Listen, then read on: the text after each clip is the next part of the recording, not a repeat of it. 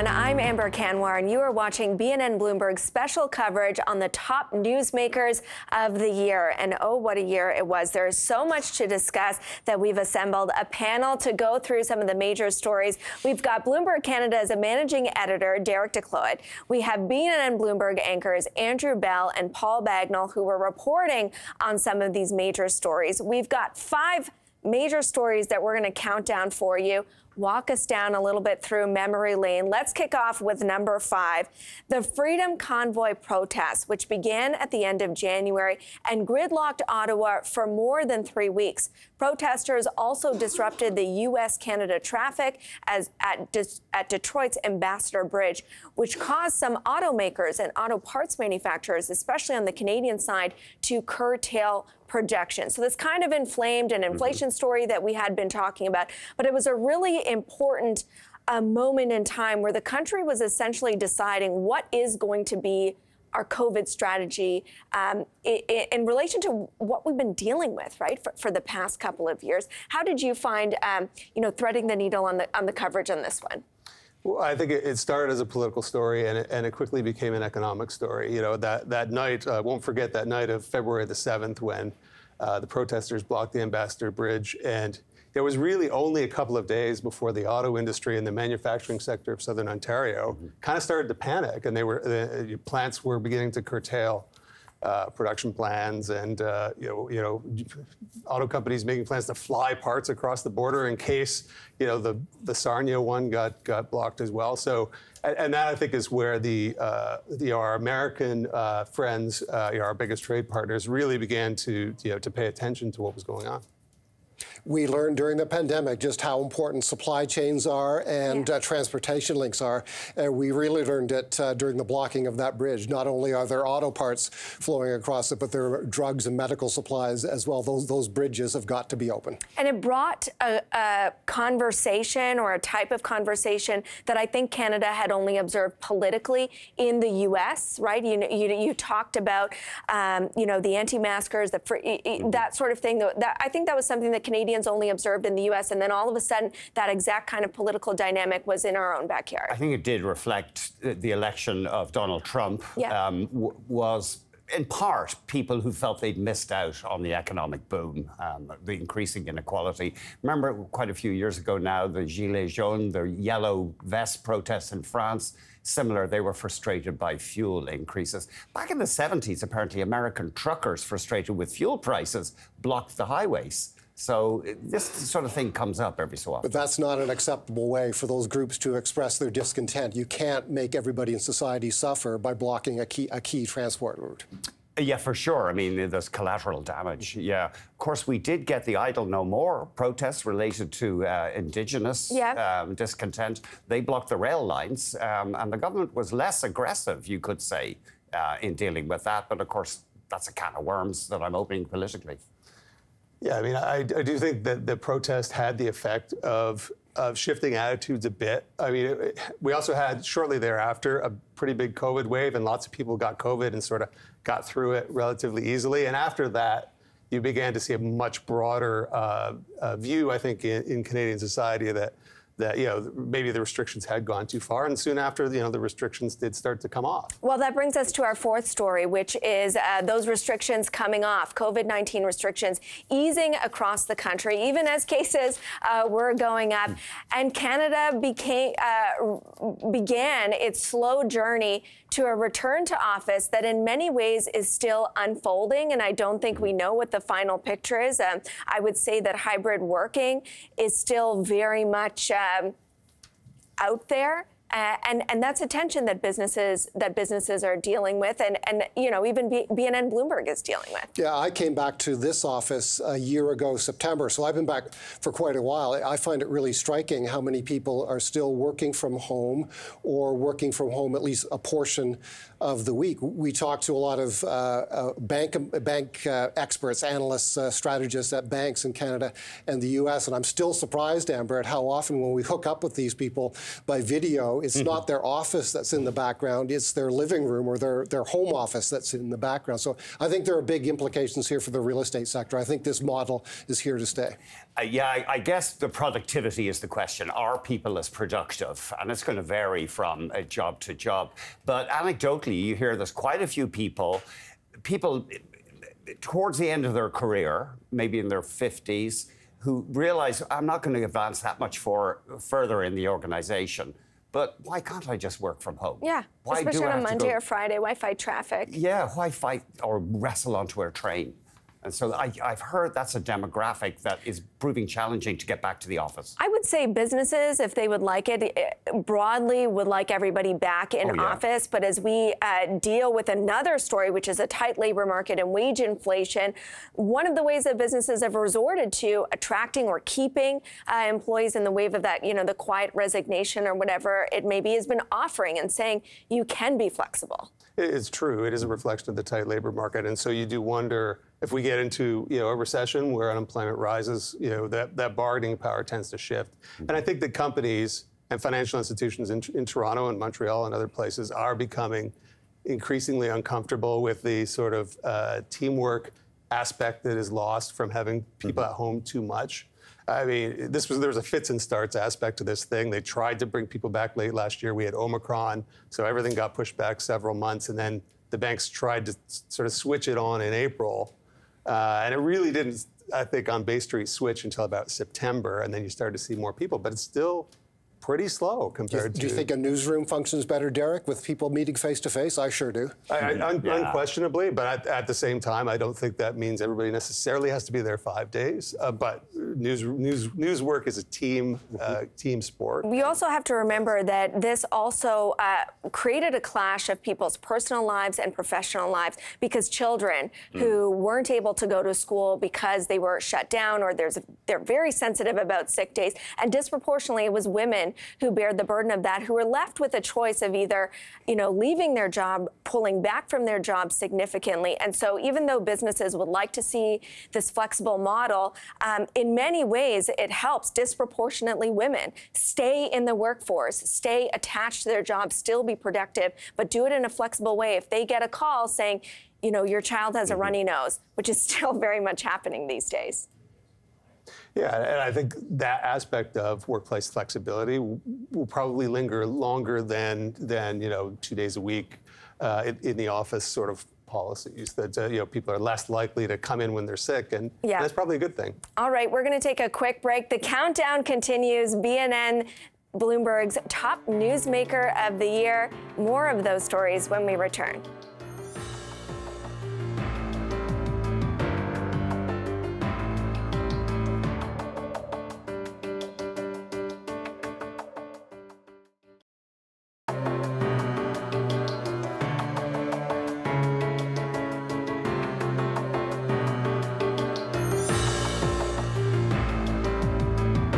Welcome back. You are watching BNN Bloomberg's Newsmaker of the Year special, where we are counting down some of the big stories of the year. And we cannot get through a countdown without talking about crypto and the great crypto collapse. FTX's collapse shook the volatile crypto market, which lost billions in value, dropping below $1 trillion early November 2022.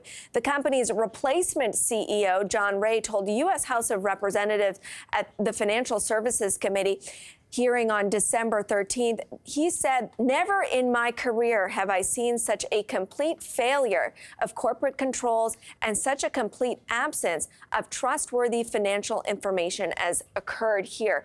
And now this was a global story for crypto, but it also was Canadian in some ways, because there were Canadians who may have lost monies. It also highlighted perhaps the difference in regulatory landscape and allowed the Canadian landscape, I think, to give it a little bit of a pat on its back, because I guess in many ways we experienced our blow up before FTX in Quadriga, where that exchange blew up. The man at the helm, basically, he died, and then nobody was able to get access to their accounts anymore. We deal with a lot of portfolio managers on this channel, and many of them, they've said it about the marijuana stocks, they've said it over the years about excessively valued tech stocks, and they've said it about crypto as well. Beware, don't put too much of your portfolio in these assets. And my fear is that a lot of Canadian investors did, particularly young people. When I speak to young people about investing, when they find out what I do for a living, they first thing out of their mouth, crypto, crypto, crypto. I've bought crypto, and they're learning their lesson now. If you must own it, make sure you don't own too much. I would say, let me push back on that, because I don't think this was a problem with the asset. The asset definitely did go down in the wake of this. This was a problem with the exchange, the intermediary that was doing something with customer funds that was against the law. And so I think it made the asset look bad, but it wasn't. The fraud wasn't in Bitcoin. The fraud was in the company that said, I'm going to hold this for you. And instead, what they were doing was taking it and making all kinds of investments and using it to line their own pockets. I disagree. I think the fact that there's so little regulation and that the exchanges are so flimsy is a problem with cryptocurrencies. I think part of the problem is that we call them exchanges. I mean, they really, in many cases, were not. They were more like broker-dealers or crypto lenders. And nobody really knew what was going on, but behind the scenes. One thing I think the regulators can say is by not embracing it too much, they have kind of kept this from being a wider contagion into the financial system. You don't really hear about banks or insurance companies, major financial institutions taking big crypto losses because they weren't really allowed to play much there. I wonder, is this yet another occasion on which financial journalists should hang their heads? Because prior to 07-08, I don't think the financial media did a very good job of warning about the problems in the mortgage-backed securities market.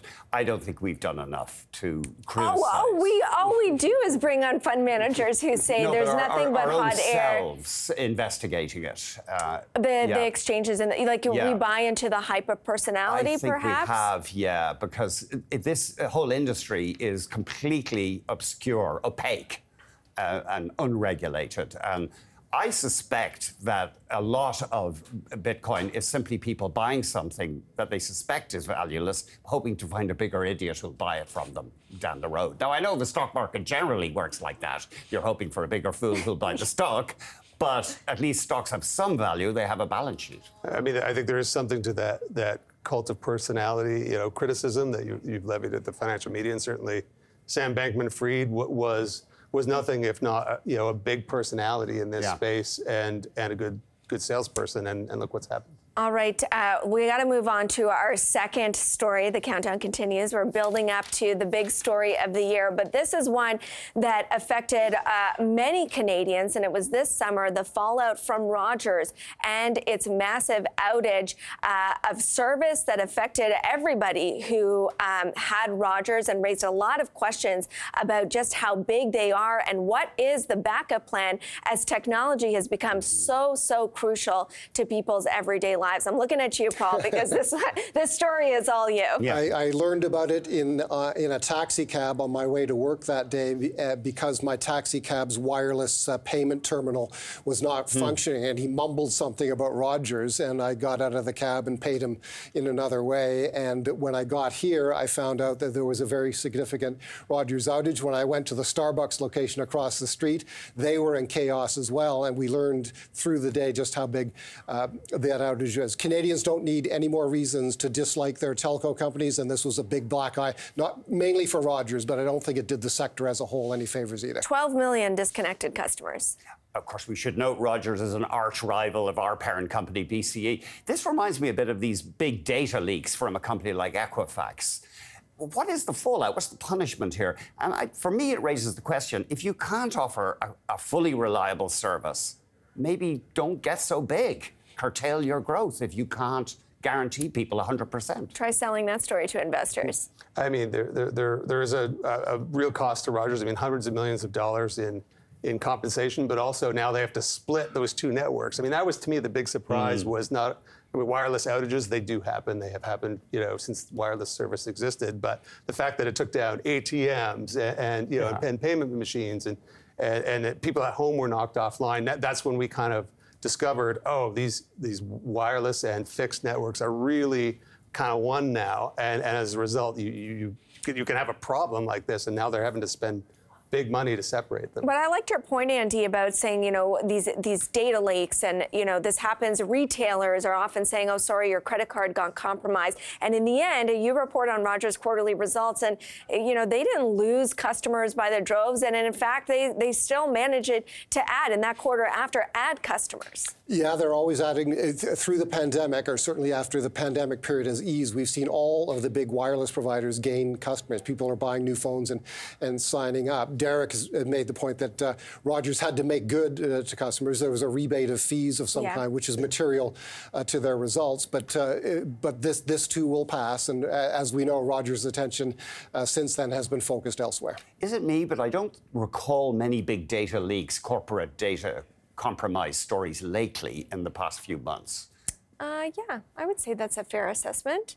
And that certainly was happening a lot more. And I think you could say that that's why people are so attracted to cybersecurity, because they say that even in uncertain economic times, this is one area of the market you have to spend on because you can't afford those big data leaks. All right, those are 4 stories. We are ramping up to the big story, and we'll tell you what it is on the other side of this break.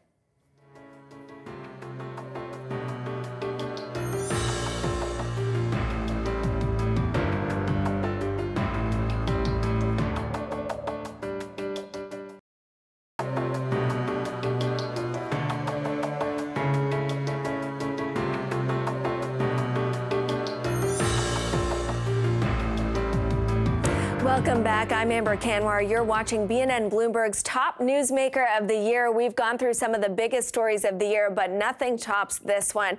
The top newsmaker of the year, the Bank of Canada hiking rates amid record inflation. If you were counting, rates went from 0.25% to 4.25%, 7 consecutive hikes this year. And it's not over yet. And gentlemen, I don't think many people care about what I do outside of the financial world. And this was a single story that everybody, whether you were interested in business or not, cared about because it touched every single Canadian's life. And it's something that many had not seen in their generation. Clearly the story of the year. It affected stock markets in a big way. Everybody, whether they know it or not, is exposed to the stock market. If you're eligible for Canada Pension Plan payments, you are exposed to the stock market. They took a dive. It has rattled the housing market in a big way. Clearly the big story of the year. We saw a couple of real estate / mortgage funds freezing redemptions. And I'm curious about all the assets within giant pension funds. Will they have to mark them down, or are they going to be worth less as the discount rate for the future returns changes? I think the thing in my mind is the speed, to go from 0.25% to 4.25%. It did shock the housing market, and I think that story still has a little ways to play out. Also, the Bank of Canada I think they would admit this, they kind of got caught offside. They missed an opportunity to go earlier, tighten things, late last year or in January of this year, and if you read between the lines, I think they regret that. I understand that, and I hear that criticism a lot, that not just the Bank of Canada, but central banks around the world were behind the curve, including the Fed. And they've acknowledged it, but don't you want them to be behind the curve? Because they are terrible at forecasting. Absolutely terrible. So if they are to make moves on their forecast, the chance of them getting it wrong is huge. So wouldn't you rather them try and catch up rather than, in retrospect, in hindsight 2020, yes, they should have moved earlier. They shouldn't have been easing in March in the U.S. But I mean, there's no way you want them front-running something that they don't know is happening. That argument is out there. I've spoken to experts and portfolio managers who agree exactly with what you said. You want central banks to be a little bit behind the curve because that's better than the alternative. I think Derek's right as well. I think everybody realizes that when they were calling inflation transitory, they got it wrong. And as Andy has said, I hate to agree with everybody, but as Andy has said, the bank has acknowledged that. On housing, I think that's been very interesting because, you know, over the past decade, more than a decade, people have looked at Canada's housing market and are waiting for it to break. But that's for years. For years, to absolutely implode. And we have most definitely gotten a cool down. And I'm not arguing with that. But what people are doing is holding on for dear life into their homes, right? And the argument for those who are looking for a crash was the minute rates start to go up, households are too vulnerable, and you're going to start to see a flood.